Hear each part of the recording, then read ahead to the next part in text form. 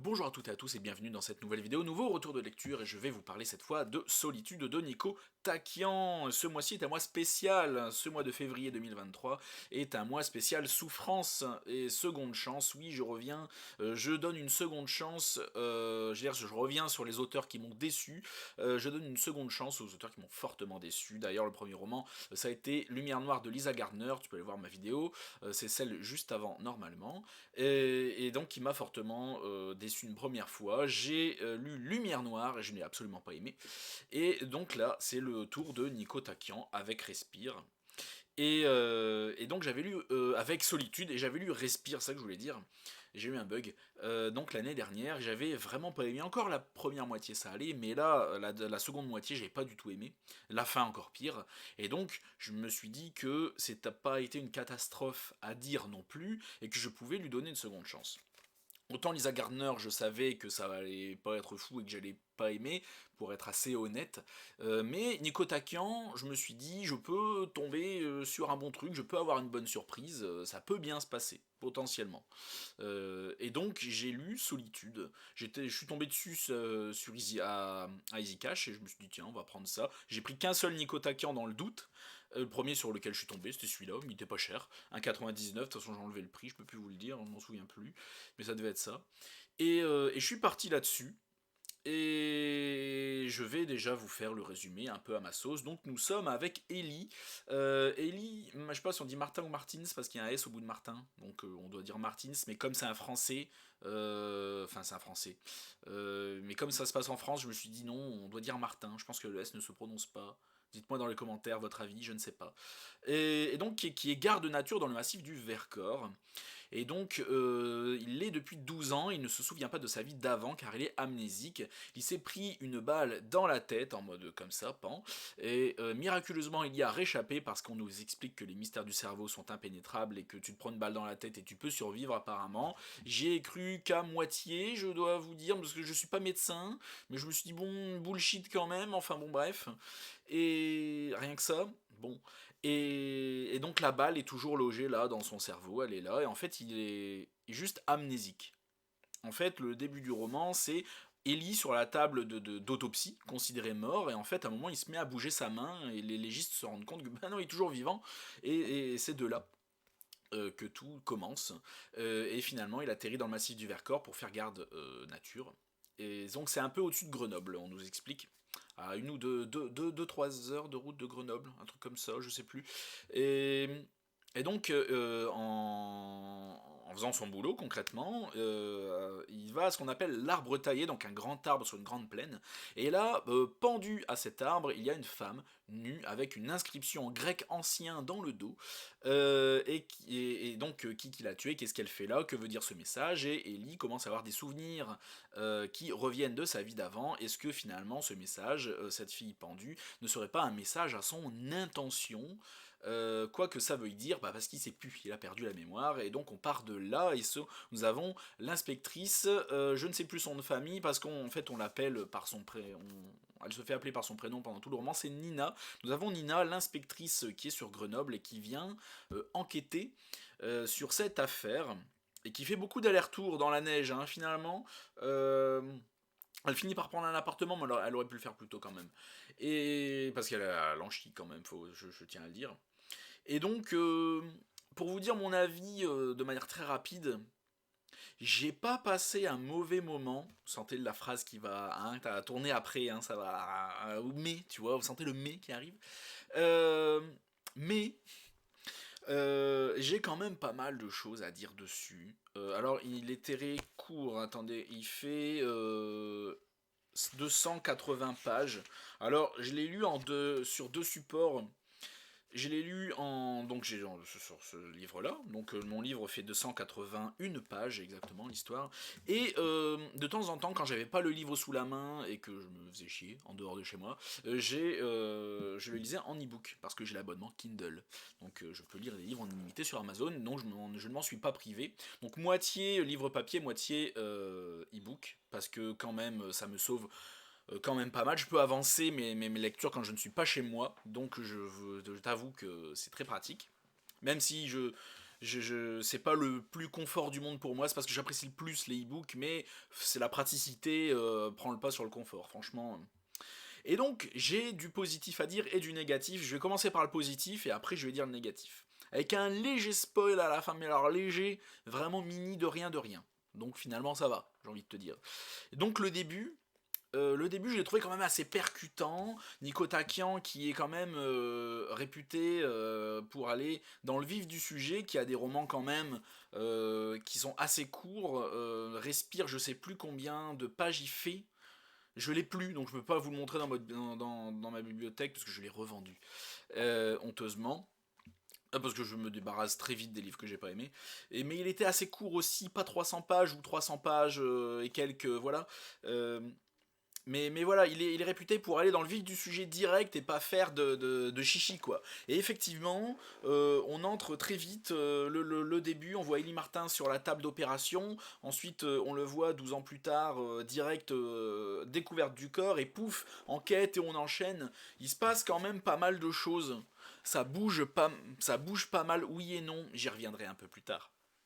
Mais ça, on entre dans le vif du sujet directement. On ne s'ennuie pas trop, en tout cas tout, au début et à la fin. Mais je reviendrai plus tard dans les points négatifs pour ça. Et donc ça va. De bons points, on entre très vite dedans. Vraiment, il y a bonne ambiance, avec une ambiance très froide, forcément. En fait, il y a une tempête. Comment elle s'appelle la tempête? C'est un nom féminin. Je sais plus. Coralie? Je m'en souviens plus. Puis je m'en fous. Euh, donc une tempête comme par hasard qui passe à ce moment-là et qui dure tout le bouquin, toute l'enquête, et qui comme par hasard qui s'arrête à la fin quand l'enquête est résolue. Voilà, vous voyez un peu l'image subtile qui est là. Et mais enfin c'est un détail, on s'en fout. Et c'est même pas une critique, ça m'a fait rire quand j'ai vu à la fin de l'enquête que comme par hasard la tempête disparaissait, ça m'a fait rire. Et et donc ouais, une thématique voilà, avec beaucoup de descriptions de montagnes, euh, de dénivelé, d'arbres, de voilà, très forêt, très froid, un thème assez dramatique, assez glacial, avec des gens qui ont toujours beaucoup de vécu, qui sont très pessimistes sur la vie. Si vous êtes en dépression, ne le lisez pas, hein. Honnêtement, parce que les personnages qui sont là, ce sont des gens qui sont arrivés dans ce village justement pour se retirer. Parce qu'ils ont du vécu derrière, et pour être tranquille ou alors pour se repentir, ou chacun a sa raison, ils se sont retirés dans ce petit village-là, et maintenant ils sont là, ils sont bien, malgré le froid, malgré la montagne qui est difficile, la tempête, et tous les inconvénients que la montagne et la neige et le froid peuvent avoir, se sont retirés là.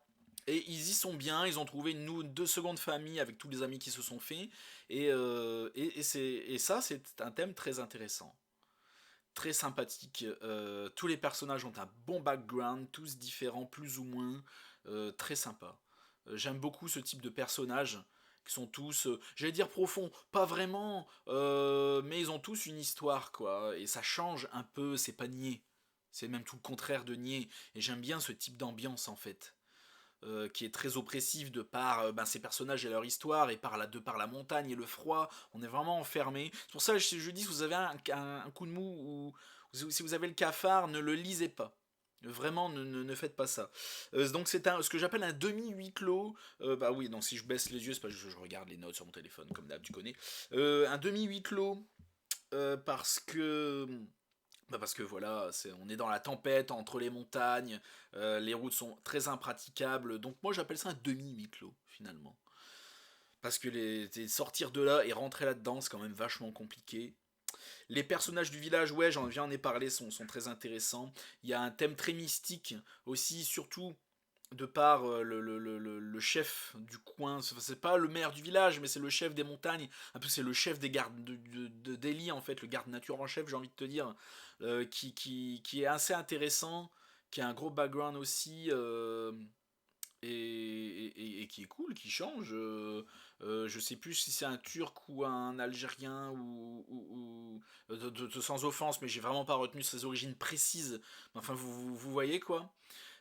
Qui est allé au Canada, et qui est tombé amoureux de la culture indienne, les Mohawks là-bas, des Indiens d'Amérique, et qui en a fait sa propre culture, qui en a tellement chié dans la vie, bah, qui s'en est retiré là, voilà, comme tous les autres personnages.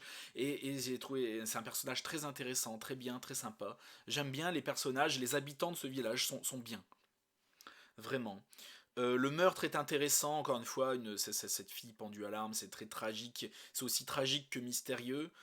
Tout le décor planté est cool, les personnages de ce village sont cool, le mystère est cool, on a du grec ancien, on a des indiens avec le Mohawk et tout, avec le chef Reda, on a de la Roumanie avec Eli qui est roumain et un autre personnage qui s'appelle Piotr qui est roumain aussi. Plusieurs origines, plusieurs cultures se mélangent là-dedans et c'est assez sympathique au milieu de ces montagnes du Vercors qui sont vraiment très bien. Donc franchement, tout pour me plaire, très cool. Très très cool. Nous allons arriver dans les points négatifs par contre. C'est Nina, l'inspectrice, je sais pas si elle est l'inspectrice exactement, je crois que c'est ça, le personnage de Nina, que nous allons suivre, je veux dire la moitié du temps, parce qu'on est aussi d'un personnage à l'autre. Un coup on est là, alors les trois quarts du temps, on est avec le chef Reda, pas mal de temps, quelques chapitres. Un peu aussi pas mal avec Ellie, le fameux Ellie Martin. Beaucoup évidemment avec Nina, mais aussi un peu avec d'autres personnages, genre Jacques.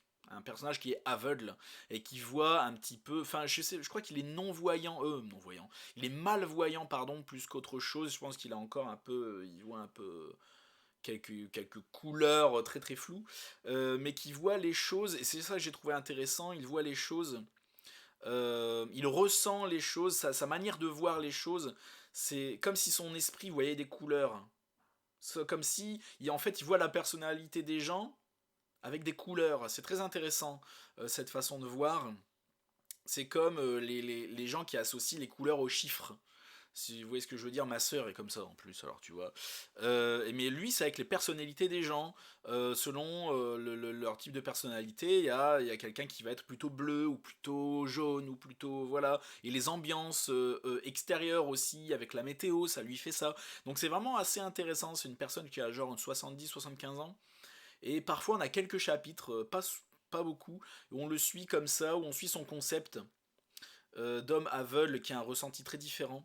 Limite un pouvoir en fait, on en est encore dans le mysticisme, donc c'est vraiment très intéressant. Et donc pour l'instant que des bons points, j'ai envie de te dire, alors pourquoi cet homme est mitigé face à ce livre? Je vais te répondre, parce que je parlais de Nina, l'inspectrice, qui, j'ai envie de dire, juge les gens très vite à l'apparence en fait, et c'est l'erreur à ne pas faire avec les personnages de ce roman. C'est des personnages qui sont beaucoup plus profonds et qu'il faut apprendre leur vécu pour savoir pourquoi ben déjà ils sont là, pourquoi ils sont habillés comme ça, pourquoi ils réagissent comme ça. Il faut apprendre leur vécu et c'est ce qu'elle ne fait pas, elle les juge aux apparences et c'est très agaçant. Et elle ne voit pas forcément toujours plus loin que le bout de son nez, c'est aussi très agaçant. Elle sans dire qu'elle va forcément dans le mur, elle arrive à avancer, mais avec des mauvaises déductions. C'est très bizarre. Je l'ai pas trop apprécié, on va dire. J'ai pas trop apprécié ce personnage. Elle est pas, je l'ai pas détesté, mais c'est un peu, comment dire, sa manière de réfléchir, sa personnalité qui fait que en mode ouais, un petit peu conne quand même, hein, un petit peu voilà, c'est une femme vive d'esprit, vive, qui aime la vérité. D'ailleurs elle lui dit plusieurs fois, elle, ce qu'elle veut c'est la vérité, et finalement elle finit par y arriver évidemment, mais c'est même pas un spoil à un moment, mais elle m'a dérangé un peu. Elle m'a un peu dérangé, je l'ai pas trop. Encore dans la deuxième moitié du roman, elle s'aperçoit que c'est plus compliqué que ça, et finalement elle finit par ouvrir les yeux et tout. Mais la première moitié du roman, je l'ai pas trop apprécié ce personnage. La description aussi j'en parlais, des montagnes, du froid, de la neige, forcément on est beaucoup dedans. Dans ce village-là, et c'est du coup, et ces descriptions sont extrêmement redondantes parce que en fait, on a ces descriptions à chaque putain de fois qu'on traverse un pan de montagne, et ben on a toujours ces descriptions. Oui, on sait que le froid c'est mordant, on sait que voilà les rafales sur le visage, le froid on sait que c'est mordant, on sait que la montagne c'est pentu et que ça fait mal aux jambes, hein, que les arbres c'est quand même des arbres, hein, voilà, c'est que c'est vert, recouvert de neige, que ça peut être oppressant la montagne. On a ces descriptions là plein de fois. Autant au début ça me mettait bien dans l'ambiance, j'étais à fond, autant quand t'es bien dans l'ambiance et que tu veux juste que l'enquête avance, bah, les descriptions de montagne et du froid et de l'oppression, ça commence à te saouler. Moi, ça m'a saoulé au bout d'un moment. Donc en fait, les personnages sont beaucoup dehors, sont beaucoup dans le froid qu'ils doivent très souvent affronter. Mais je veux dire, on le sait au bout d'un moment. Et même si le roman est court, hein, mais ça m'a saoulé quand même. J'ai trouvé ça redondant pour moi. Pas insurmontable, mais un peu chiant. Euh, donc là, le début est très bien, la fin est pas mal du tout. Mais le milieu, c'est pas qu'il y a un ventre mou, ce que j'appelle le ventre mou, quand on se fait un peu chier au début. Je me suis pas ennuyé, mais quand même, au milieu, j'ai trouvé une. C'était un peu chiant, finalement. Quand en fait tu vois le mystère continuer à s'épaissir avec toujours plus de victimes, toujours plus de mystères, toujours plus de messages cachés que tu vois s'accumuler, et d'un autre côté t'as Nina qui pédale dans la semoule et qui est à 1 milliard de kilomètres, alors que toi en tant que lecteur tu commences à voir les significations et tu vois, et avoir quelqu'un d'aussi buté c'est un peu saoulant, si tu veux. On peut être terre à terre, hein, évidemment, parce que si on avait ça dans la vraie vie, évidemment, qu'on réagirait sûrement pareil qu'elle. Mais je pense qu'au bout d'un moment, voilà quoi. On faut peut-être pas exagérer. Il faut prendre en compte les gens et leur vécu et leurs croyances. Et c'est comme ça qu'on avance. En tout cas, dans ce roman, c'est comme ça qu'on avance. Et, et voilà, on peut pas être fermé d'esprit aussi longtemps. Et elle a, voilà, très fermé d'esprit, tout en voyant tous les mystères mystiques un peu s'accumuler. Ça m'a un peu saoulé. Et au bout d'un moment, bon, hein, au bout d'un moment, ça va mieux. Mais bon. Ensuite, la fin, quand en fait, ce qui fait qu'ils ont vraiment découvert qui a fait ça et pourquoi. Euh, En fait, ça m'a déçu. Ça m'a déçu parce que ils auraient pu découvrir ce pourquoi du comment beaucoup plus tôt dans le roman. Parce qu'en fait, ils avaient les éléments depuis une éternité. Parce qu'il faut savoir que Nina demande l'aide de. Je sais plus si c'est du préfet ou en gros, d'un ancien flic, je sais plus, d'un haut gradé, qui a enquêté là-dessus. Et et qui depuis a pris sa retraite, il est passé à autre chose, sans pouvoir résoudre ce mystère, et ce mystère le hante et tout, donc il a un dossier épais comme son bras, si tu veux, et du coup, quand il sait que c'est Nina qui a pris l'enquête, qui a pris la relève de l'enquête, et ben il lui donne tout son dossier, ok, voilà tout ce que j'ai, comme ça, t'as des bonnes bases, on est bien, et tu peux te mettre bien. Et est-ce que vous croyez qu'elle lit le rapport? Eh ben non, non. En fait, pas du tout. Elle continue. Elle a lu 2 mots du truc et elle n'a pas cherché tellement plus loin à comprendre. Et c'est en lisant. Alors, j'ai envie de dire, c'est même pas un spoil. C'est pas un spoil, hein. Je vais pas spoiler, vous en faites pas. Mais concrètement, c'est en lisant ce rapport. Au bout d'un moment, elle se dit bon bah vas-y, on va ouvrir le rapport. Plus, je veux dire, le lire dans le détail vraiment. Et c'est en lisant ce rapport avec son collègue, puisqu'au bout d'un moment ils sont deux. Elle est toute seule au début, puis après ils sont deux. Euh, qu'elle se dit ah bah oui. Et puis là, elle voit une information qui fait qu'elle commence à pouvoir mettre les pièces du puzzle au bon endroit.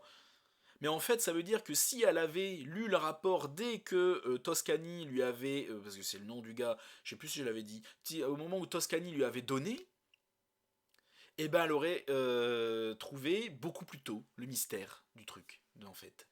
Elle aurait trouvé le coupable beaucoup plus tôt si elle avait daigné lire le rapport dans le détail, si elle avait pris une demi-journée et si elle avait épluché le rapport dans le détail. Voilà.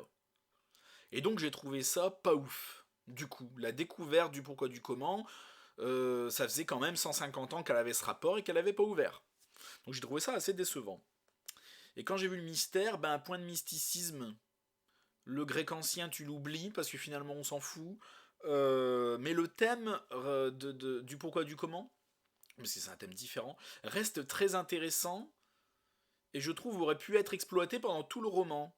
Alors je ne peux pas trop vous dire de quoi ça il retourne, mais je trouve ça dommage que ce thème qui aurait pu être extrêmement intéressant, aurait pu faire avancer les choses, aurait pu être choquant, ce qu'il faut, n'ait pas été exploité. En fait, je trouve ça dommage. À la place, on nous a mis du grec ancien, du mysticisme avec des habitants profonds. Ah, c'était très sympa, hein, c'était très bien. Mais du coup, ça n'a rien à voir avec le thème de pourquoi le meurtrier a fait tout ça. Thème qui n'est pas exploité. J'aurais beaucoup aimé voir le thème de ce mobile exploité jusqu'au bout pendant tout le roman. Ça aurait été super bien, mais enfin bon. Bref, tant pis, j'ai envie de te dire. Tout ça pour dire que c'était bien, mais quelques points décevants quand même, avec une enquêtrice bof, euh, avec un peu trop de descriptions de montagne et ce que je viens de vous raconter sur la fin. Mais c'était sympathique, j'ai passé plutôt un bon moment, assez léger, même si je suis allez, un quart mitigé. Un quart mitigé. Je pense relire du Nico Takian plus tard, donc seconde chance réussie. Je suis quand même réconcilié avec Nico Takian. C'est officiel. J'ai apprécié Solitude. Solitude était bien, avec quelques points noirs que je vous ai énoncés, mais c'était cool. Me voilà réconcilié avec un auteur dans ma liste des secondes chances. Merci à tous d'avoir regardé ma vidéo jusqu'au bout. N'hésite pas à liker la vidéo, la partager et t'abonner à ma chaîne si ce n'est pas déjà fait. N'hésite pas à t'abonner à ma chaîne Twitch, Alistair Live, où je fais un live de temps en temps.